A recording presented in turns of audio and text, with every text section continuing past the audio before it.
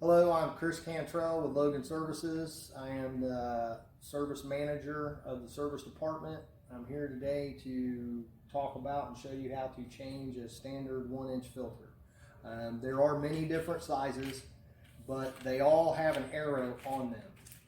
The arrow is to show where the airflow goes. You always want to point that arrow towards the furnace, no matter what, no matter where it's at in the house, because you can have one in the ceiling, you can have one in the ductwork like this one here. This is the most common, but there is other types. So if you just have to open the door and then make sure the arrow where it says airflow is pointed towards the furnace. You just slide it in there and shut it, and there you go.